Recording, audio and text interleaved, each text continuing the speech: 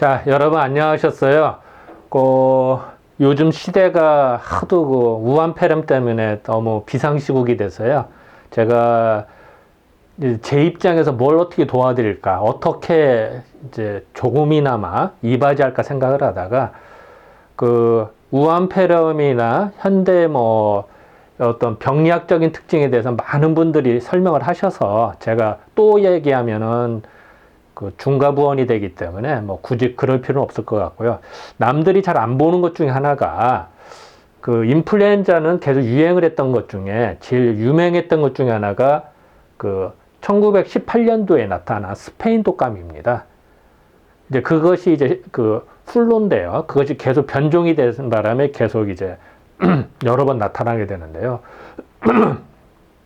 그거를 약 100년 전에 나타난 스페인 독감에 대해서 우리나라에서 나타났던 기록들, 옛날 신문이라든 옛날 기록들을 좀 뒤져서 좀 설명을 좀 하면은 지금 우리가 사실 같은 계통이거든요. 넓은 개념에서는. 그런 어떻게 우리가 대처를 할 것이냐, 어떻게 흘러갈 것이냐를 알 수 있을 것 같아서 이제 그런 면에서 좀 저는 그런 시각으로 볼까 합니다. 일단 오늘은 첫 번째 시간으로서요.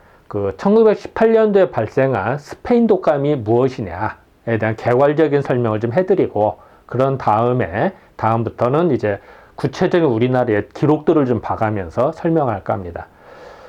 참고적으로 말씀드려 스페인 독감이라고 해서 스페인에서 발생된 게 아니라요.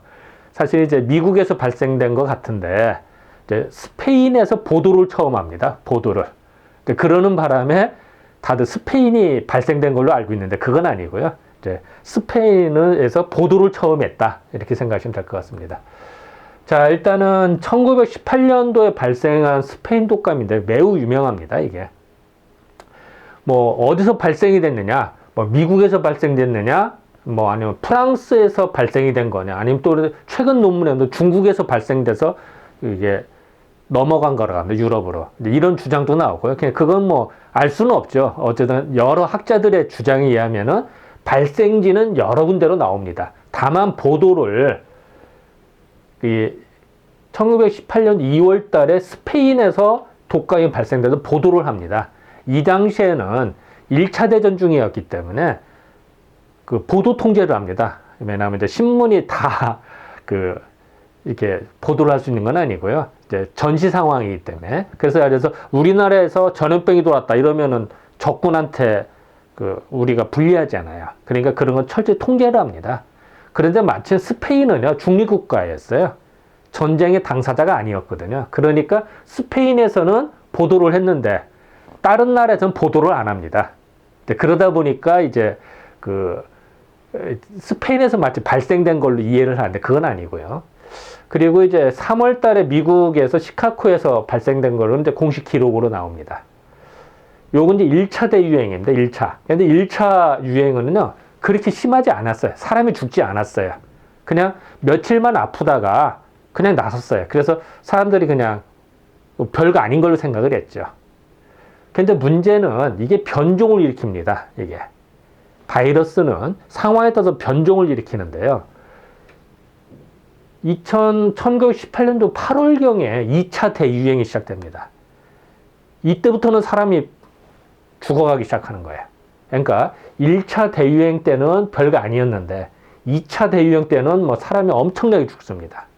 그리고 그 다음에 1919년 하면은 우리 3.1 만세운동 하던 때죠. 이때 초에 또 3차 대유행이 되는데요. 이때도 사람이 별로 안 죽습니다. 그러니까 1차, 2차, 3차가 유행을 하는데 2차 때가 제일 가혹했습니다. 그리고 3차 때나 1차 때는 그냥 지나가는 정도였습니다. 자, 어느 정도 이제 그 당시에 딱 보면은 지금 중국에 나오는 임시 병상은 비슷하죠. 큰 차이를 별로 못 느끼겠어요. 큰 강당에 이렇게 서로 전염이 됩니다. 이 당시나 중국 지금 이제 인터넷상에 나오는 거 보아서는요. 100년 전이나 지금이나 큰 차이가 안 납니다. 어쨌든 예전 사진이고요. 그 특징이 어떻게 됐느냐, 이 당시 증상으로 오한, 추한데요. 오한은 한기를 싫어하고요. 또 열도 나고요. 이제 이마를 만지면 열이 나오고 근육통, 뼈마디가 쑤시고 근육이 아픈 거예요.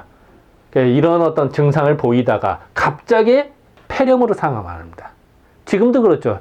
지금 우한 폐렴의 특징도 사람이 멀쩡하다가 증상을 좀 보이다가 갑자기 폐렴으로 악화돼서 사람이 사망하거든요. 그래서 문제가 되는 거죠, 지금. 이 당시도 비슷했습니다. 이 당시도 갑자기 폐렴. 그래서 폐렴이 생기니까 어때요? 폐염증이 생기니까 폐 안에 물과 피가 가득 차면서, 이게 이제 체액이겠죠. 체액과 피가 가득 차면서 그 사람의 발에는 호흡이 곤란해지니까 발까지 이게 그 피 공급이 잘 안 돼요. 그러니까 발이 까만해지는 거야. 그리고 얼굴이 까만해지고요. 그러니까 그 폐렴으로 인해서 순환이 잘 안 되고, 그리고 산소 공급이 제대로 안 되다 보니까 심장에서 가장 멀은 쪽 발과 얼굴이 까맣게 되더라 라는 기록들이 나옵니다. 그리고 이런 결국은 그 자기가 생긴 그 체액이나 피에서 거기서 익사한 셈이 되는 거죠, 결국은. 뭐 이거는 그냥 한 얘기고, 어쨌든 이런 어떤 특징들이 스페인 독감의 특징이었습니다. 뭐 지금과 좀 많이 유사한 것이 많죠. 요 당시에 보면 어느 정도였냐면요, 전 세계 인구가 약 18억으로 추정하고 있습니다. 물론 이것도 추정치고 각 통계치마다 약간의 오차는 납니다. 어느 책에서는 16억으로도 나오고요, 17억, 18억, 그러니까 각 책 문헌별로도 약간씩 차이가 납니다. 대략 약 5억 명 정도가 감염돼요. 자, 18억이라면 약 3분의 1 정도가 감염됩니다. 엄청난 숫자죠, 5억이면. 그 중에서 대략 이것도 그 논문마다 좀 약간씩 차이가 나는데요, 가장 보수적으로 나타난 논문, 공식적인 기록으로는 2천만 명으로 나오고요. 근데 그 당시 누락된 게 많고 뭐 이것저것 다 계산을 했을 때 대략 추정치로 5천만 명이나 1억 명이 사망한 걸로 기록됩니다. 엄청난 숫자죠. 자, 18억에서 1억이 죽었다고 생각해 봅시다. 20명에 1명꼴로 죽었다고 생각해 봐요. 엄청난 겁니다, 이거는. 어느 정도냐면요, 1차 대전 때 사망 인구가요, 대략 900만 명 내지 1000만 명으로 추정을 합니다. 1차 대전 내내 군인이나 이렇게 사망한 인구가. 1차 대전 내내 죽었던 사람보다 몇 배예요? 한 5배 정도가 더 많은 거예요. 그죠? 뭐 1억이라면 10배고, 그죠? 물론 이것도 이제 약간 이 당시 통계는 다 믿을 수도 없고 누락된 게 많고 뭐 하다 보니까 대략 추정치입니다. 어쨌든 엄청난 숫자입니다. 그래서 이게 충격이 됐는데요, 이 당시 일본은 어땠냐? 2,300만 명이 감염됐고 그 중에서 39만 명이 사망합니다. 엄청난 거죠. 영국은 25만 명, 프랑스는 40만 명. 말이 그렇지, 이게 대단. 인도는 어땠냐면요, 더 열악합니다. 1,700만 명이 사망. 인도 인구의 약 5%가 사망합니다.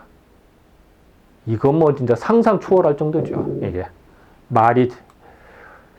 이 당시 이제 우리나라는 어땠었냐? 우리나라의 기록들을 보니까요, 스페인 독감을 어떻게 표현했냐면은, 악성 감모, 이건 이제 한의학 용어입니다. 감모는 감기에 걸렸다. 모는 이제, 우리 감기 걸리면은 모자 쓴 것 같이 머리가 무겁거든요. 그걸 감모라고 합니다. 감은 이제 감염됐다는데, 모는 모자, 짓누른다. 근데 나쁜 놈이 악성이야. 독한 놈이야. 센 놈이야. 그래서 센 감기, 아니면 독한 놈, 이렇게 생각하시면 됩니다. 지독한 놈이야. 지독한 감기. 유행 독감이라고 하는 건, 유행은 유행성. 지금으로 따지면 이제 전염성이 강하다는 뜻이겠죠. 전염성이 강한 독감이다. 진짜 우리 독감 걸렸다고 얘기하죠. 독에 감기 걸렸대요. 그 정도로 심하다 이런 표현이겠죠. 그리고 유행성 독감, 같은 말이죠. 유행 독감이면 유행성 독감 이렇게 표현하거든요. 유행성 감기라고도 표현하고요. 또 그냥 한문으로 그냥 독감으로 독에 감염됐대요. 그리고 서바나 감기, 서바나는 스페인이라는 뜻입니다. 그러니까 스페인을 옛날에는 서바나라고 그랬거든요. 그러니까 사실 이제 한문으로 표현하고 음역하다 보니까 그렇게 된 건데요. 서바나 감기, 스페인 감기라고 합니다. 그래서 그 백범 김구 같은 경우도 그 몸이 그 강골이시거든요. 뼈가 강골이시라 잔병치를 안 하셨어요. 그런 분인데도 이 당시 서바나 감기, 즉 스페인 독감이 알아서 그 병원에 입원하우래요. 이 당시에도. 그렇게 센 분도 걸렸다라는 기록이 나옵니다. 어쨌든 우리나라의 대략 이 당시 인구가 대략 1,700만 명으로 추정하고 있습니다. 이것도 추정치입니다. 왜냐하면 이제 이 당시 조선 총독부라든지 기록도 약간 오차가 좀 납니다. 어쨌든 대략 1,700만 명 중에서 대략 750만 명이 감염된 걸로. 그럼 어떻게 돼? 약 3분의 1이 또 되죠. 그죠? 대단한 거죠. 그 중에서 14만 명이 사망합니다. 물론 이제 이거는 예전 100년 전 기록이죠. 그것도 이 당시에는 이제 위생 상태도 안 좋았고, 뭐 주거 환경도 안 좋았기 때문에, 그리고 의료 시스템도 제대로 미비했었고, 어쨌든 그런 걸 감안한다 하더라도 대단히 많은 사람이 사망했습니다. 지금 우리가 우한폐렴도 이런 일이 안 가야죠. 이런 일이 있으면 안 되죠. 하지만 역사 속에서 이런 걸 검증을 하면서 우리가 좀 볼 필요가 있다. 이런 면에서 좀 살펴볼까 합니다. 이런 바이러스가 딱 달라붙어서 이게 참 골치 아프게 만드는. 그래서 요새는 코로나 바이러스라고 하죠. 그죠? 일단은 이 당시 신문으로서 매일신보라는 신문이 있고요. 또 부산일보 써있죠. 이런 신문을 좀 통해서 어떤 기록들을 좀 더 뒤져볼까 합니다. 앞으로. 다음 시간부터는 이런 옛날 신문이나 나왔던 기록들을 좀 봐가면서 이 당시 어떻게 진행이 됐는지를 날짜별로 살펴볼까 합니다. 자, 오늘은 첫 시간이기 때문에 가볍게 말씀드리면은 스페인 독감은 언제 유행됐냐? 1918년도. 즉, 3.1운동 바로 전에다. 그래서 그런 얘기도 나옵니다. 우리나라에서도 이게 독해서 많은 사람이 사망하고 또 그 과정에서 일본 일제가 우리나라를 통제를 했을 거 아니에요. 전염병 통제를 이렇게 해라 저렇게 해라 이러면서 반감을 많이 사고 또 많이 사망을 하니까 민심이 흉흉해거든요. 그래서 일부 학자들의 주장에 의하면 이것이 바로 일어났던 것이 3.1운동의 원인 중에 하나다라고 보는 학자도 있습니다. 틀린 것 같지는 않아요. 왜냐면은 많은 인구가 죽었고 피폐해지거든요. 그 과정에서 일본에도 온갖 간섭을 했을 거고요. 그 과정에서 민심이 상당히 이반돼서 그러지 않았을까라고 이거 추정입니다. 근데 그렇게 주장하는 논문도 있습니다. 우리나라에는 이 당시에 이게 전파가 됐는데요. 1918년도 2차 대유행이 8월에 시작됐는데요. 우리나라의 기록 보면 이제 9월부터 불과 한 달 반, 9월부터 기록들이 나오기 시작합니다. 그러니까 공식 기록은 이제 10월부터 막 나오는데요. 자, 전 세계 이 당시에 미국이나 이런 데서 막 발생해서 확 퍼져나간, 유럽에 퍼진 것이 우리나라에 도달하는데 불과 한 달 반밖에 안 걸립니다. 이런 걸로 봐서도 이 당시에도 상당히 전파력이 강했다. 지금은 비행기 타고 많이 왔다 갔다 하면 이 당시에 비행기 타고 왔다 갔다 하기가 좀 쉬운 건 아니잖아. 이 당시만 해도. 기차 타고 가거나 배 타고 가는 게 더 많았죠. 그럼에도 불구하고 우리나라 전파되는 게 불과 한 달 반, 2달밖에 안 걸렸다. 대단합니다. 그리고 이때가 우리나라에서 이제 무오년이 되기 때문에 무오년 독감이라고도 표현을 합니다. 그래서 제가 이런 어떤 옛날 기록을 뒤지는 이유는 예전에 이렇게 흘러갔다는 것을 알아서 현대 우리가 우한폐렴을 어떻게 대처할 것이냐라는 거를 좀 지혜를 좀 배우자 이런 의미로 받아들였으면 좋을 것 같습니다. 또한 옛날 고서를 뒤지는 이런 연구들이 좀 적다 보니까 제가 할 것 중에 하나가 남들 다 아는 게 아니라 남들 안 하는 거를 제가 좀 연구를 해서 이렇게 발표를 해드리면은 그래도 제 입장에서 조금이나마 요만큼이나마 좀 도움이 되지 않을까 이래서 합니다. 자, 여러분 그럼 다음 시간에 뵙겠습니다. 네, 감사합니다.